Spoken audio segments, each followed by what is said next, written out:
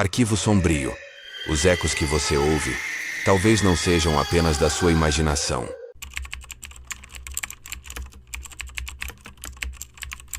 Algumas coisas deveriam permanecer enterradas. O que você está prestes a ouvir aconteceu em uma casa comum, em uma rua tranquila, onde uma mãe descobriu que certas orações podem ser perigosamente atendidas. Os eventos que vou relatar começaram há 3 semanas, quando enterrei meu último erro no quintal. Antes de prosseguirmos, um aviso. Esta narrativa contém elementos perturbadores sobre culpa, luto e o preço das nossas escolhas. Algumas verdades são mais assombradas do que qualquer fantasma.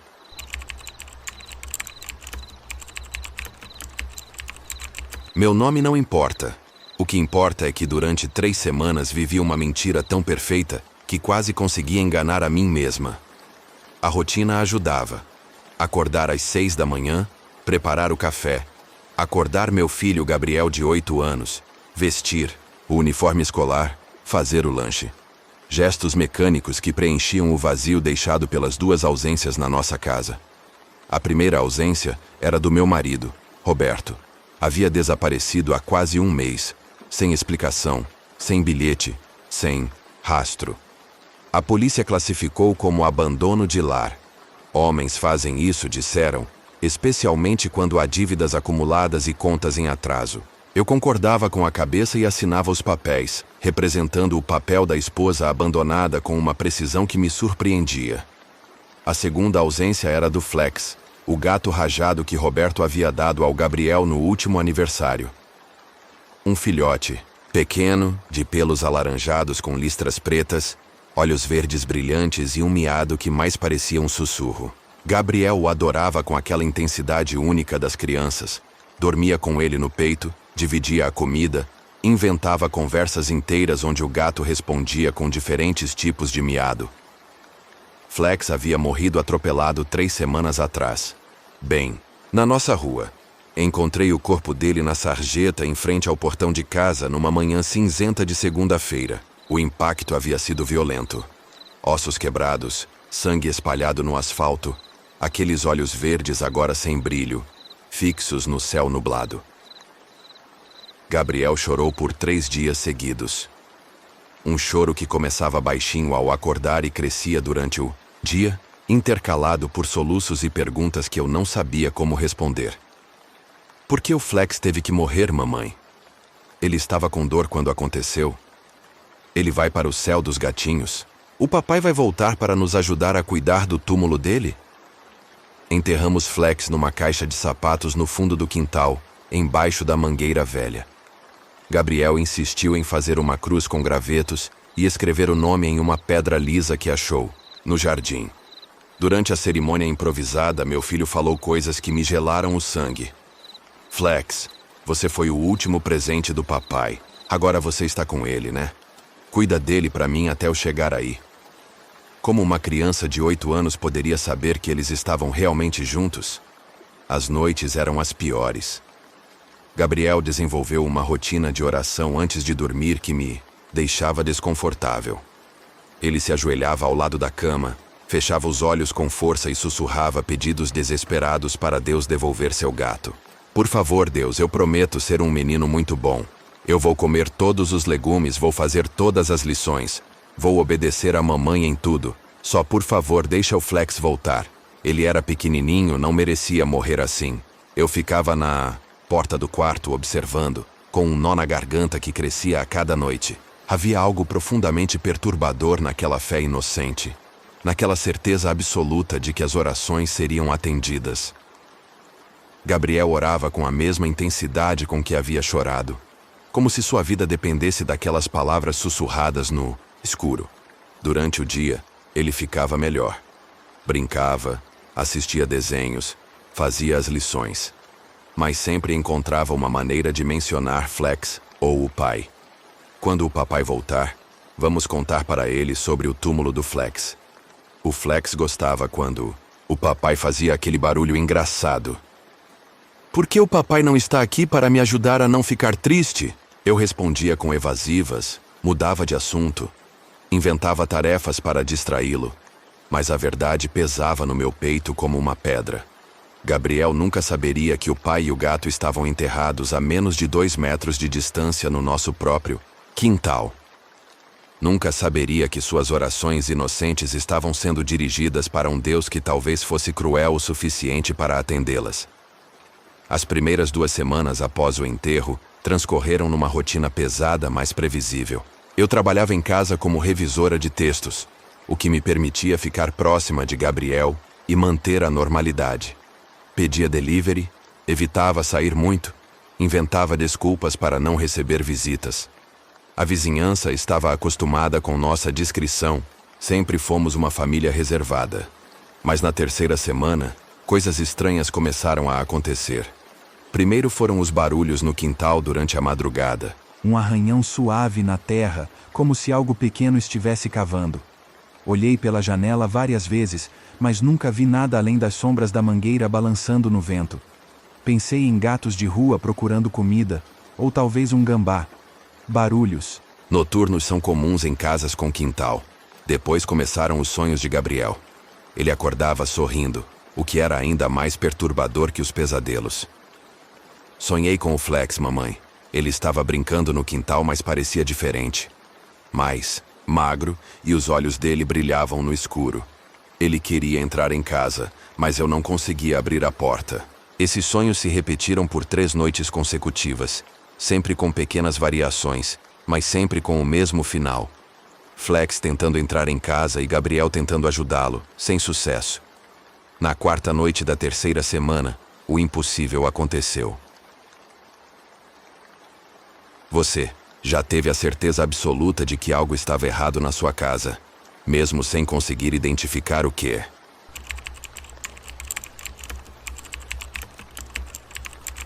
3h15 da manhã. Esse horário ficou gravado na minha memória porque foi quando ouvi Gabriel gritando no quarto dele.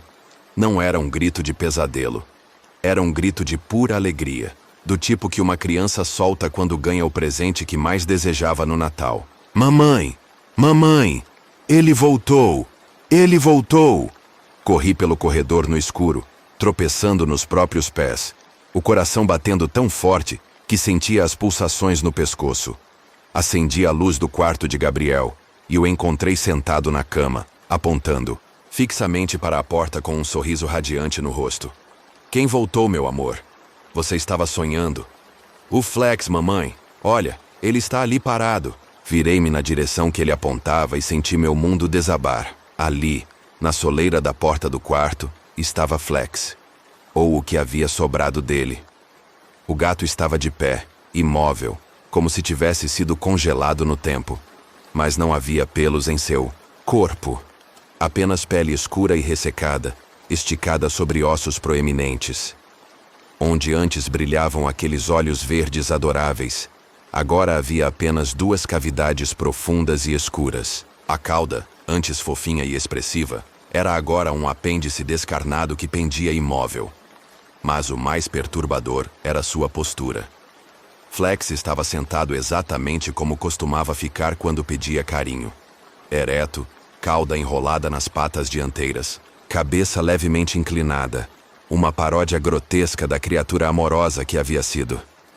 Gabriel, saia da cama devagar e venha para perto de mim, sussurrei, tentando manter a voz calma. Mas mamãe, é o Flex, ele voltou. Deus ouviu minhas orações. Meu filho pulou da cama e começou a caminhar em direção ao gato. Foi quando Flex abriu a boca. O som que saiu daquela cavidade não era um miado.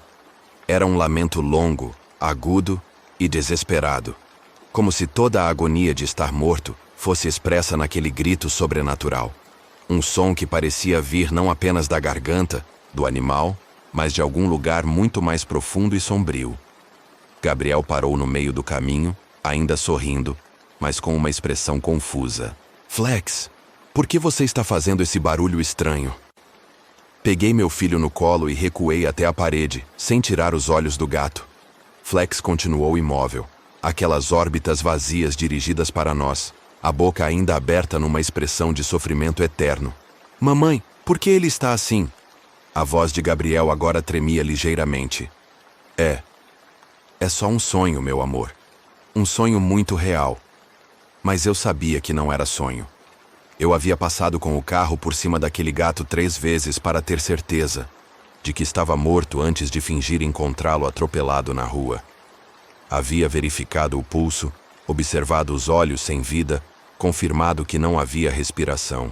Flex estava definitivamente morto quando o enterrei naquela caixa de sapatos, assim como Roberto estava morto quando o enterrei ao lado. A lembrança voltou com força total. 3 semanas e 2 dias atrás, depois de uma discussão que começou sobre dinheiro e terminou com ele ameaçando me deixar e levar Gabriel. Roberto havia descoberto sobre as dívidas que eu havia contraído sem ele saber, sobre o dinheiro que havia retirado da conta da empresa onde trabalhava para cobrir os gastos excessivos. Ele ameaçou me denunciar, me chamou de ladra, disse que eu não era uma mãe adequada.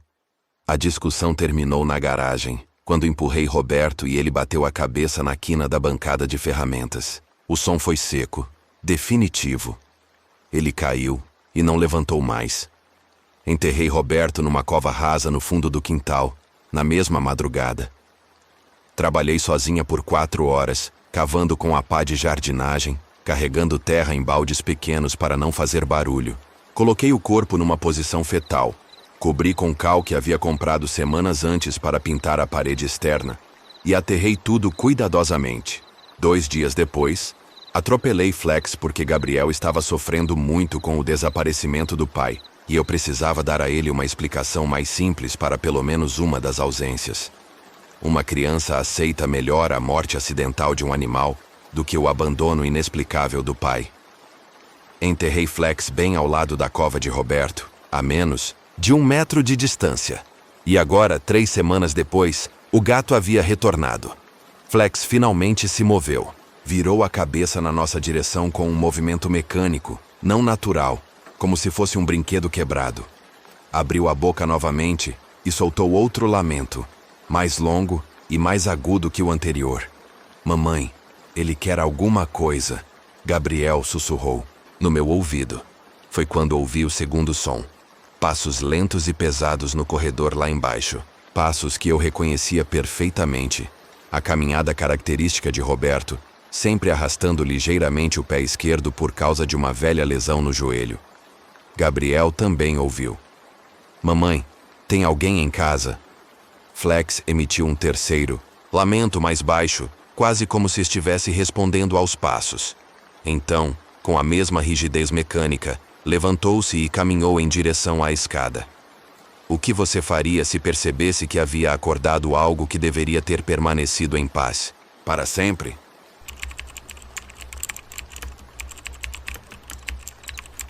Os passos continuaram durante toda a madrugada. Lentos, deliberados, percorrendo a casa inteira. Sala, cozinha, banheiro, escritório, garagem. Sempre o mesmo ritmo. Sempre parando nos lugares onde Roberto costumava passar mais tempo.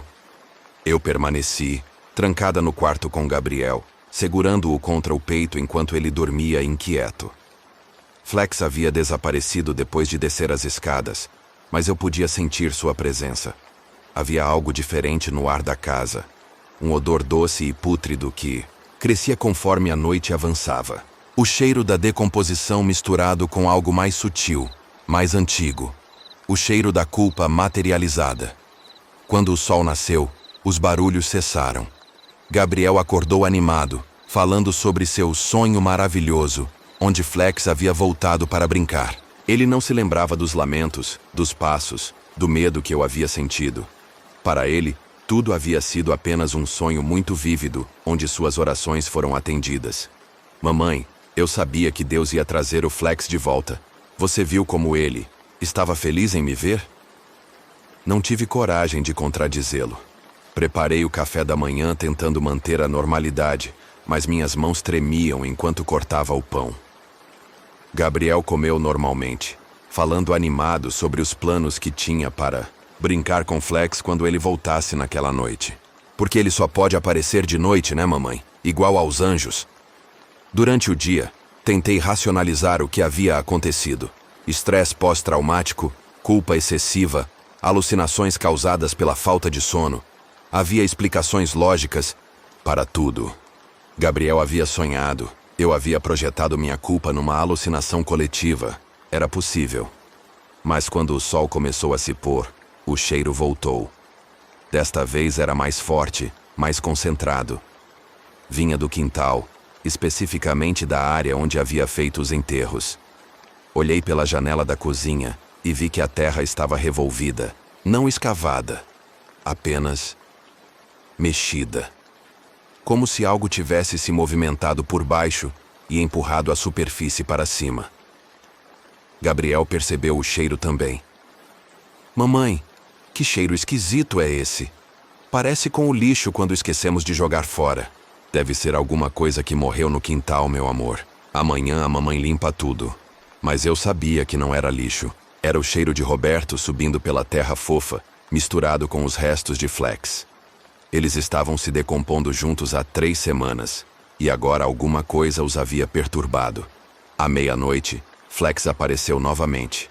Desta vez não estava na porta do quarto de Gabriel. Estava na minha janela do lado de fora com as patas dianteiras apoiadas no vidro. Seus movimentos eram mais fluidos que na noite anterior, quase naturais, se não fosse pela ausência dos olhos e dos pelos. Ele arranhou o vidro 3 vezes, pausou, arranha mais 3 vezes. Um padrão. Uma comunicação. Abri a janela. Flex pulou para dentro do quarto com a agilidade que sempre teve em vida. Mas seus movimentos produziam um som seco, como ossos batendo uns contra os outros. Ele caminhou até os pés da minha cama e se sentou na posição familiar, olhando fixamente para mim com aquelas órbitas vazias. Então abriu a boca e, em vez do lamento que eu esperava, saiu uma voz. Baixa, rouca, inconfundivelmente familiar. Por que você fez isso conosco? Era a voz de Roberto. Meu sangue congelou. Roberto?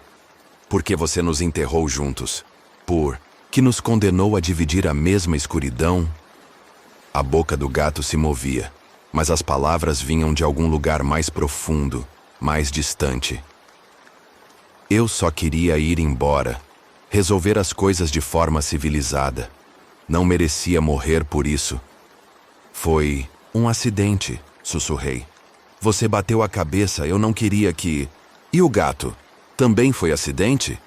Silêncio. Não havia como negar. Você matou um animal inocente para encobrir um assassinato. Usou o luto do nosso filho para esconder sua culpa. Flex inclinou a cabeça para o lado.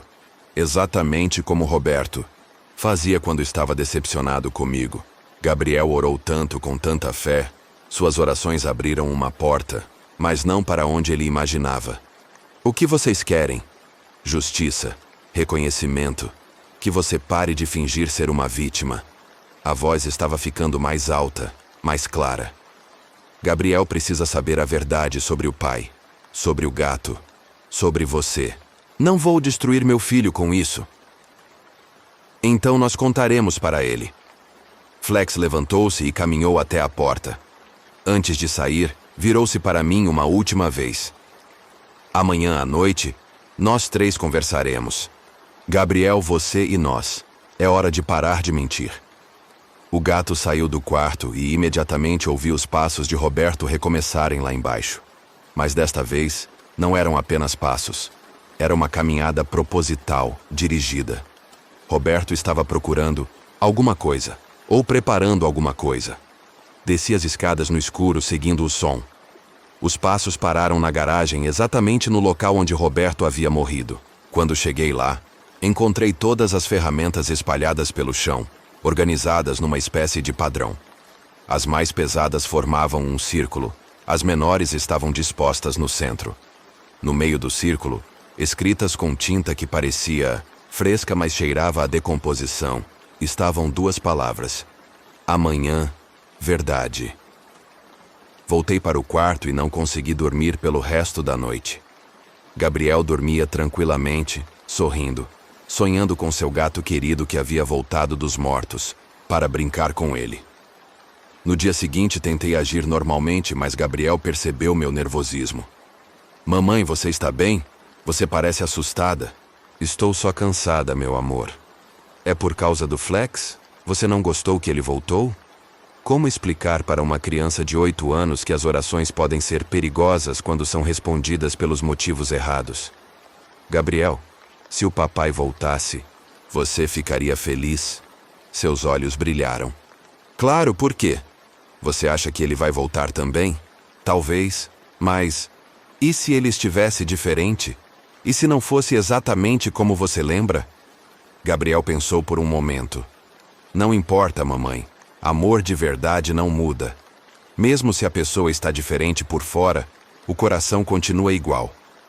A inocência daquela resposta me quebrou por dentro. À noite, preparei Gabriel para dormir como sempre. Ele fez sua oração habitual, mas desta vez, adicionou uma linha nova. Obrigado, Deus, por trazer o Flex de volta. E se puder, traz o papai também. A mamãe está muito triste sem ele. Não tive coragem de corrigi-lo. Às 2 da manhã, eles vieram juntos. Flex entrou pela janela, seguido por uma presença que eu senti antes de ver. O quarto ficou vários graus mais frio e o cheiro de decomposição se intensificou até ficar quase insuportável. Roberto se materializou lentamente, como uma sombra ganhando densidade. Não estava fisicamente presente como Flex, mas sua forma era clara o suficiente para ser reconhecida. Alto, cabelos escuros, os mesmos olhos gentis que haviam me conquistado 15 anos atrás. Mas agora esses olhos carregavam uma tristeza profunda e uma decepção que me cortou como uma lâmina. Gabriel, chamou suavemente. Meu filho acordou instantaneamente, como se tivesse estado esperando por esse momento. Quando viu Roberto, seu rosto se iluminou com uma alegria pura e devastadora. Papai! Gabriel pulou da cama e correu em direção ao pai. Roberto se abaixou para recebê-lo, mas quando Gabriel tentou abraçá-lo, passou direto através da figura. A decepção no rosto do menino foi heartbreaking. Por que eu não consigo te tocar, papai? Por que eu não estou mais aqui de verdade, filho? Estou num lugar diferente agora. Onde? Roberto olhou para mim com uma expressão que misturava acusação e tristeza. Num lugar escuro, Gabriel. Muito escuro e muito sozinho. Mas agora você voltou. E o Flex também. Nós podemos ser uma família de novo. Não podemos, meu amor. Não da forma como você imagina. Gabriel começou a chorar. Por que não? Foi quando Roberto se dirigiu a mim diretamente. Conte a ele. Roberto, por favor, conte a ele a verdade. A voz ecoou pelo quarto com uma força sobrenatural. Gabriel parou de chorar e olhou entre nós dois, confuso e assustado. Mamãe, o que o papai quer que você conte? Olhei para meu filho, para Roberto, para Flex sentado no canto do quarto como um juiz silencioso. Não havia mais escapatória. Gabriel, o papai não foi embora. Ele nunca saiu de casa. Como assim? Ele está aqui. Sempre esteve, no quintal, embaixo da terra, junto com o Flex. Gabriel me olhou sem compreender. Mas isso quer dizer que eu matei os dois, meu amor. O papai por acidente, o Flex de propósito. O silêncio que se seguiu foi ensurdecedor. Gabriel olhou para mim, depois para Roberto, depois para Flex, tentando processar informação que nenhuma criança deveria ter que entender. Você matou o Flex? Para proteger você. Para que você não sofresse tanto com o desaparecimento do papai. Mas eu amava ele. O grito de Gabriel ecoou pela casa inteira. Ele começou a chorar convulsivamente. Um choro de traição e perda que era muito mais adulto do que seus 8 anos deveriam permitir. Roberto se aproximou dele, e desta vez conseguiu tocá-lo. Gabriel se jogou nos braços do pai, e por um momento, eles se abraçaram de verdade. Eu sinto muito, filho. Sinto muito por deixar você sozinho com ela. Papai, não me deixa de novo. Eu não posso ficar, mas também não posso descansar sabendo que você está sendo criado por alguém que é capaz disso. Roberto me olhou com uma determinação que me gelou o sangue. Gabriel vai vir conosco. Não. Ele merece estar com pessoas que o amam de verdade, que nunca o machucaram ou mentiram para ele. Vocês estão mortos. Não podem levá-lo. As orações dele abriram uma porta entre os mundos. Uma porta que vai nas duas direções. Gabriel parou de chorar e olhou para o pai. Eu posso ir com vocês? Para sempre? Sim. Mas é uma escolha que você não pode desfazer. Meu filho me olhou com uma mistura de amor e decepção que me destruiu completamente. Por que você fez isso, mamãe? Por que você mentiu? Porque eu te amo. Porque queria proteger você. Mas você matou as únicas coisas que eu mais amava no mundo.